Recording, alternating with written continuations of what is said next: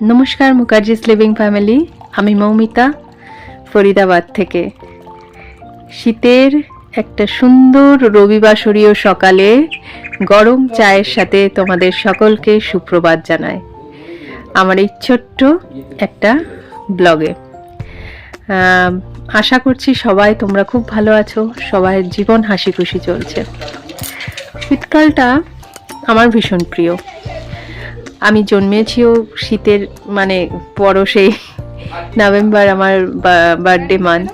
তো আমার হাজব্যান্ড সব সময় বলে যে তোর বার্থডে সময়টা সব থেকে ওয়েদার ভীষণ ভালো থাকে, একদম প্লেজেন্ট থাকে, না গরম না ভীষণ কনকনে ঠান্ডা, ভীষণ ভালো থাকে। সন্দীপন সব সময় এটা বলে, সব সময় ভালো সময় তোর বার্থডে মান্থটা। তো যাই হোক, শীতের পরশ পড়ে গেছে। শীত তার আদুরে পরশ দিয়ে সবাইকে কাছে ডাকছে। সুন্দর সুন্দর খাবার বানানো, সুন্দর সুন্দর প্ল্যানিং করা, লোকে কোথায় বেড়াতে যাব, কি করব। শীতকাল তো তাই, শীতকাল বড় আদুরে, সবার কাছ থেকে নিজের পাওনাটুকু যেন গুছিয়ে নেয়।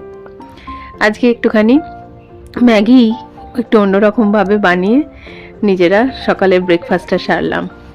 দুপুরের খাবারে খুব যে তরিবোধ কিছু আছে বা পঞ্চব্যঞ্জন রানবো এমন কিছু না। একটু পালং শাক রানবো, বেগুন দিয়ে ভাজা পালং শাক, যা আমাদের বাড়িতে সবাই ভীষণ ভালোবাসে। আর একটু চিংড়ি মাছ। চিংড়ি মাছ আমার ছেলের আমার খুব পছন্দের।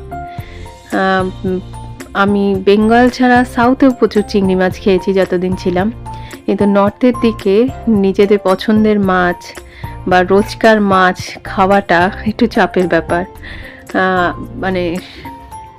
সব সময় যেটা ভাবছি সেটাই পাবো এটা নয়। তো আজকে যেমন রিজনেবল প্রাইসে চিংড়ি মাছটা পেয়ে গেছি ফ্রেশ টু হোম থেকে, তো আজকে আনিয়েছিলাম। তো চিংড়ি মাছটা ভাপা বানাচ্ছি। চিংড়ি মাছগুলো খুব একটা বড় যে তা না, কিন্তু তবুও ভাপাই বানাচ্ছি আমার নিজের সুবিধার জন্য, যাতে তাড়াতাড়ি হয়ে যায়। আর খেতেও সবাই আমরা খুব ভালোবাসি ভাপাটা, এটাই হলো ব্যাপার। ছেলে কদিন ধরেই চিংড়ি মাছ করছে, তাই বললাম চলো, চিকেন তো রোজই খাওয়া হয়, আজকে চিংড়ি মাছটাই আনায়। আর দুপুরবেলা রবিবার দিন একসাথে সবাই মিলে বসে খাওয়ার একটা আনন্দও থাকে। এই যে সারা সপ্তাহ ধরে অপেক্ষা করে থাকা রবিবার কখন আসবে, কখন একসাথে বসে একটুখানি সবাই মিলে খাওয়া হবে, কথা বলা হবে। সারাদিনের কাজ করতে করতে কখন যে সকাল থেকে বিকেল হয়ে গেল টেরই পেলাম না। তো চলো, আবার একরাশ কথা নিয়ে তোমাদের সাথে দেখা হবে। ততক্ষণের জন্য নমস্কার।